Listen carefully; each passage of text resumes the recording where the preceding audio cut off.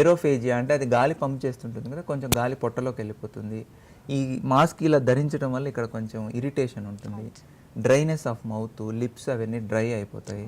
So ఇది ధరించడం అందరూ అంత ఇష్టపడరు. కాకపోతే మెడికల్ ట్రీట్మెంట్లో ఇది gold standard for sleep app. Sir అదేవిధంగా గురక మరియు స్లీప్ కోసం ఏ శస్త్రచికిత్సలు అందుబాటులో ఉంటాయని చెప్పవచ్చు? అదే అండి, పిల్లల్లో అయితే మోస్ట్ కామన్గా చేసే ప్రొసీజర్స్ వచ్చేసి అడినాయిడెక్టమీ, టాన్సిలెక్టమీ అండి. ఇవి పిల్లల వరకు. పెద్దల వరకు వస్తే ఈ ముక్కు దూలం కరెక్షను, ఈ ముక్కు లోపల గాలిని ఒక ఛానల్ లాగా పంపించడానికి టర్బినేట్స్ అని ఉంటాయి. ఆ టర్బినేట్స్ అనేది అంటే మన మిసైల్ లాగా ఉంటాయి, ఇన్ఫీరియర్ టర్బినేట్ అని. అవి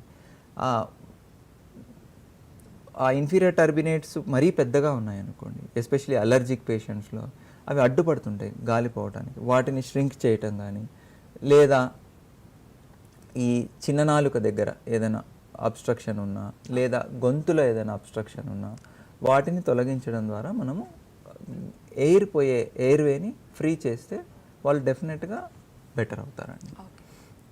సార్ అదేవిధంగా గురక మరియు గురక తగ్గడం మీన్స్ బరువుకి ఏదైనా సంబంధం ఉంటుందా సార్? డెఫినెట్లీ అండి. ఇప్పుడు సపోజ్ ఒకరు 120 కిలోలు ఉండి గురక ప్రాబ్లం ఉండి అబ్స్ట్రక్టివ్ స్లీప్ యాప్నియా ఉంది, వాళ్ళు కంపల్సరీగా చేయాల్సిన ట్రీట్మెంట్లో పార్ట్ ఏంటంటే వెయిట్ రిడక్షన్.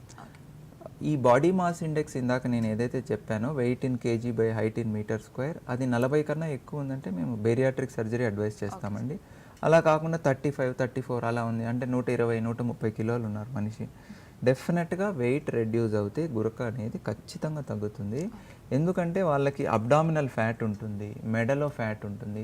సో ఈ అబ్డామినల్ ఫ్యాట్ తగ్గించుకోగలిగితే, ఈ మెడలో ఫ్యాట్ తగ్గించుకోగలిగితే రెగ్యులర్ ఎక్సర్సైజెస్